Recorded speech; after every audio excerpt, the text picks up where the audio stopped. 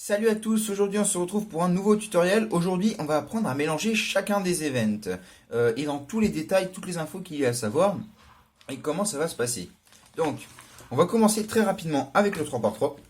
Donc on prend toujours la face blanche ou la face la plus claire en haut et la face adjacente verte par défaut, mais sinon c'est la plus sombre.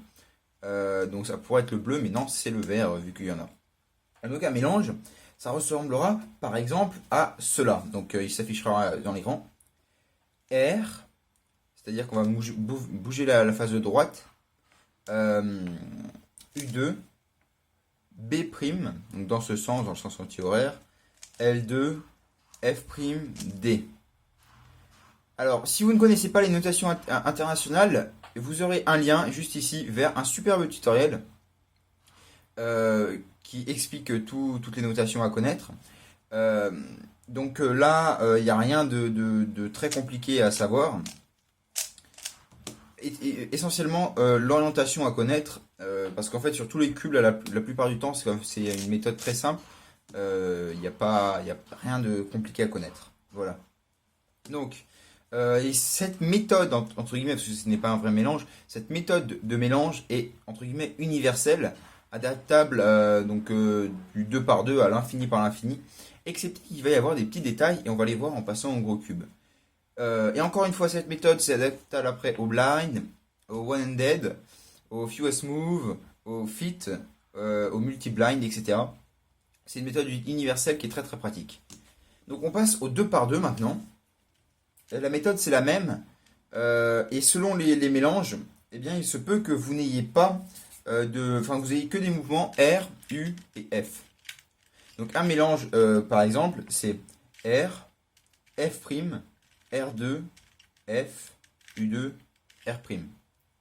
Donc toujours à l'origine, alors si je rétablis le cube dans son état résolu, à l'origine avec la face blanche ou la plus claire en haut, et la face verte ou la plus foncée devant. Voilà. On va répéter exactement le même procédé pour ces deux-là.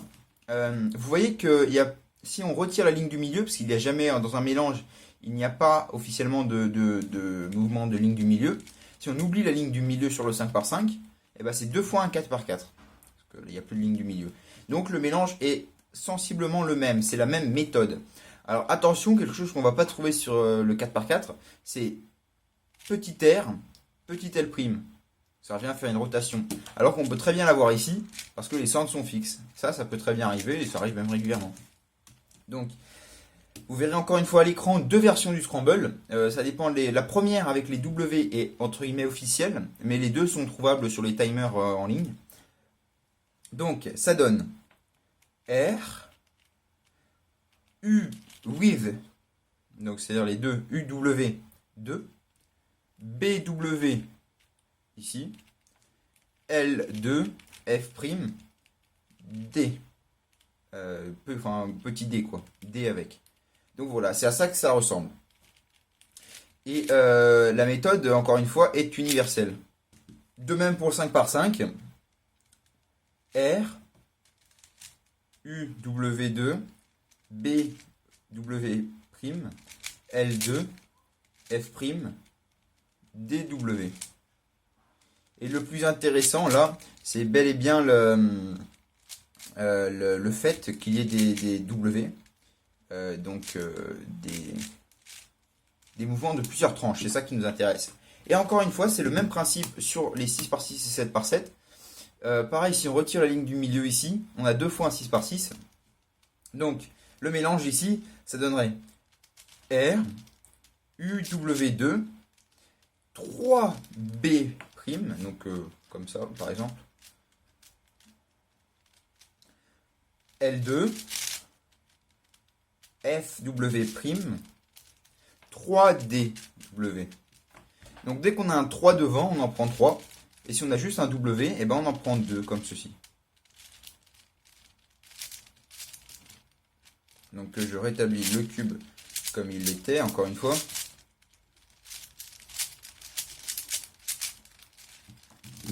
Et donc c'est encore une fois la même chose ici. Donc R, 2W2, comme ça encore, c'est plus simple, comme ça. 3B', L2, FW', 3D. Donc maintenant, le Pyraminx. Alors par défaut, on va prendre la face jaune en bas, ou la plus claire, donc si vous avez du blanc. Et on va prendre la face verte devant, ou la plus foncée, encore une fois. Et donc là, c'est exactement la même chose qu'avant.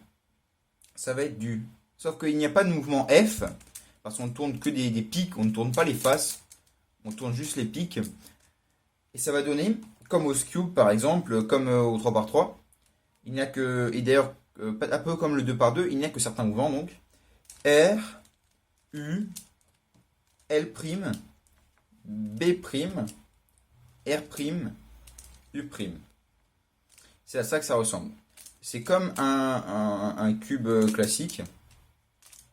C'est tout bête. Autour du cube, donc comme j'ai dit, c'est exactement la même manière de mélanger. Sauf que là, c'est un petit peu particulier. On va prendre toujours la face blanche ou la plus claire en haut. Mais cette fois, la face verte ou la plus foncée, on va la prendre devant à gauche, comme ceci. Vous voyez, on va prendre un coin devant nous. Et ce coin, dans tout le mélange, il restera fixe. Donc le mélange, ça va donner R, donc là c'est cette face, U, L', B', R', U'. Et vous voyez que mon centre vert, mon coin vert, blanc, rouge est toujours intact et pas bougé. Donc le square one, c'est un cas un petit peu particulier parce qu'il n'y a que deux étapes possibles pour le mélanger. Donc celui-ci et celui-ci. Pourquoi? Eh bien parce que dans un mélange, il faut toujours avoir la petite borne. Vous voyez là, il y a une grande et une petite. Il faut toujours l'avoir à gauche. Donc, petit à gauche, toujours retenir. Donc ici ou ici, c'est pareil. Alors il se peut que vous ayez des couleurs particulières et que votre borne, elle soit comme ça. Votre petit ici et votre grand ici. Et vous ayez ici, ce soit une face bleue et là une verte ou une rouge. Enfin, voilà. Ce qu'il faut, c'est avoir un petit à gauche et avoir la plus foncée. Donc entre celle-ci et celle-ci, il faut avoir la plus foncée devant. Donc en l'occurrence, c'est le rouge. Et coup de bol, j'ai blanc en haut. Donc je le mélangerai ici. Alors, c'est très compliqué. Enfin, c'est assez compliqué quand on ne sait pas. Donc, ça donnera... Vous voyez, entre parenthèses, il y a un 6 et un -1. Le premier chiffre, il va désigner le nombre de tours qu'on doit faire de la face du haut. Et le deuxième, de la face du bas. Donc toujours comme pour un Rubik's Cube classique, le prime désigne anti-horaire et le normal sans prime, donc désigne dans le sens horaire. Donc là, on a 6. Il faut savoir que ça fait un demi-tour, ça peut servir, ça peut faire gagner du temps. Mais sinon, on va compter. Alors, vous voyez, ceci c'est 1. De là à là, c'est 2. Et c'est 1 encore. Et de là à là, c'est encore 1. Donc, 1, 2, 3, 4, 5, 6. Donc, ça peut paraître un peu bête et difficile à la fois. Mais ça rentre vite dans les doigts. Donc pour les tâches du bas, on a -1. Donc ça, ce serait 1, comme on ferait un D comme ceci. Donc -1, c'est dans ce sens. Donc -1, ça fait 0, 1. Donc là, c'est bon. Et le slash désigne veut dire qu'on va faire tourner notre face de droite. Attention, c'est bien la face de droite. On va couper comme ça. Alors ensuite, 1, 1, 2, 3, 4, slash, 1, 2, 1, donc -1, slash, 1, 0, donc on n'y touche pas. Et là, vous voyez qu'il va commencer à perdre son état de cube. Et alors là, ça devient un petit... faut se méfier. Faut pas se planter maintenant. Donc 1, 2, 3, 1, 2, 3, slash, 1, 2, 0, slash. Et donc, par exemple, ce mélange donnerait ça. Si vous avez bien mélangé, vous avez ça comme moi. Et après, il suffit de le résoudre. Maintenant, le clock. Alors, pour le clock, il se trouve qu'il y a pas mal de méthodes de le mélanger. Pas mal de notations de Scramble. Mais nous, on va prendre que l'officiel. C'est la seule que je maîtrise à peu près bien. Et ça va donner, vous voyez, on a plein de lettres et tout ça. Alors on va prendre n'importe quelle face, ça c'est depuis les régulations du 1er juillet 2015, on peut prendre n'importe laquelle des deux faces avec tous les 12 en haut. Et donc là, la première écriture, c'est UR plus 1, donc 1 plus. Donc, ça désigne, comme sur Rubik's Cube, des lettres, des faces. Mais là, attention, le U va désigner up, donc on va devoir lever un de ces deux-là. R, c'est right, donc on va devoir lever celui-ci. UR, c'est upright, donc celui d'en haut à droite. Et 1 plus, c'est-à-dire qu'on va tourner un coup, c'est la roulette correspondant à ce pin, dans le sens aiguille d'une montre. Donc hop, 1. Ensuite, on a DL-1. Donc ça va être down, donc sur la face du bas. Left, donc gauche, ça va être celui-ci. Donc on baisse celui-ci, on lève celui-ci, et on va faire tourner la roue correspondante de un cran dans le sens inverse aiguille d'une montre. -1. Ensuite, U, L, 2+. Donc on baisse celui-ci. U, donc ça va être un de ces deux-là, mais cette fois c'est L, donc left, celui-ci. Et là, on va tourner deux fois dans le sens aiguille d'une montre. On baisse. Ensuite, on a juste D. Ça veut dire qu'on va devoir lever les deux sur la face D, down, donc les deux en bas. Et ceux-là, on va les tourner deux fois dans le sens inverse. 1, 2. Ensuite, L, donc on baisse ces deux-là. Left, c'est-à-dire qu'on va devoir tourner, on va lever ces deux-là et tourner une des deux roues, hein, peu importe, c'est pareil, deux fois dans le sens inverse des aiguilles d'une montre. Ensuite, all, 3-. Donc all, ça veut dire qu'on va tous les lever et faire, on va tourner n'importe quelle roue, parce que c'est pareil, 3 fois dans le sens inverse des aiguilles d'une montre. Là, je vous ai tout mis, tout ce qui était possible, le maximum. C'est un mélange assez complexe, assez gros, mais il y a tout ce qu'il peut y avoir. Alors ensuite, vous voyez qu'on a un Y2, ça veut dire qu'on va faire une rotation comme ceci. Donc toujours avec le midi en haut, ou enfin le 12h en haut, midi ou minuit. Et comme vous avez pu le remarquer, il y a donc une rotation et un all. Alors attention, des all, c'est-à-dire lever tous et faire tourner toutes les roues, il n'y a pas forcément à chaque fois. C'est-à-dire que vous pouvez très bien avoir un L, ou un D, ou un UR1, enfin UR tout simplement, et après, hop, une rotation. Et une fois que vous avez fait votre rotation, une fois que vous êtes sur l'autre phase, donc il faut bien penser à tous les baisser. Si justement vous venez d'avoir un UR, et vous faites votre rotation, et bien tous ceux-là sont levés, celui-ci est baissé, il faut bien tous les enfoncer, pour être sûr de bien partir sur de bonnes bases. Quand vous maîtriserez bien, vous pourrez passer directement sans perdre le temps de descendre. Donc là, c'est exactement la même chose. U, donc un c'est de la R, donc celui-ci, 2 moins. DL 6+, donc en réalité quand on a un 6, peu importe le sens, il faut juste bien compter que ça fait bien 6. Peu importe le sens, donc moins ou plus. UL 4+, donc up, left. 1, 2, 3, 4. U 6+, 1, 2, 3, 4, 5, 6. Donc ça aurait très bien pu être un 6-, c'est pareil.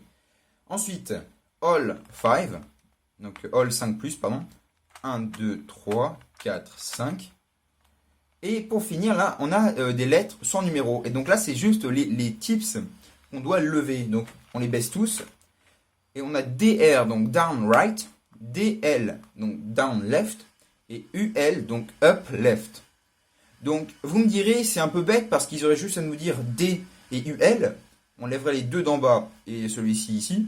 Ça, c'est pas moi qui décide, c'est les régulations qui sont comme ça. Théoriquement, si vous avez bien suivi le mélange, eh ben, votre clock devrait ressembler à ceci.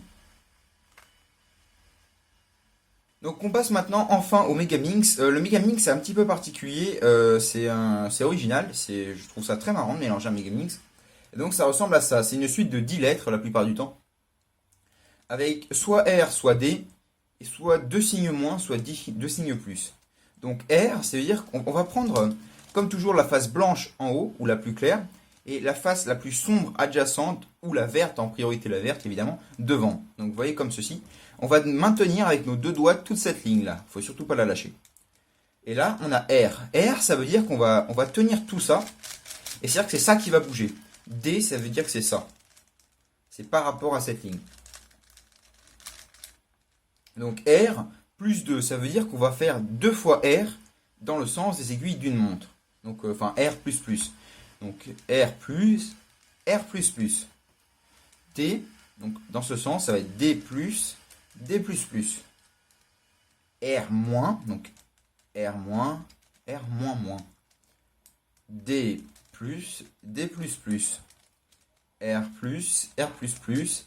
D moins, D moins moins, etc. Je continue au ralenti, histoire que vous puissiez suivre. Voilà. Et là, on arrive à la fin des 10 symboles. Et là, il y a U ou U' toujours. Donc, en l'occurrence, c'est U. Et donc, on fait U.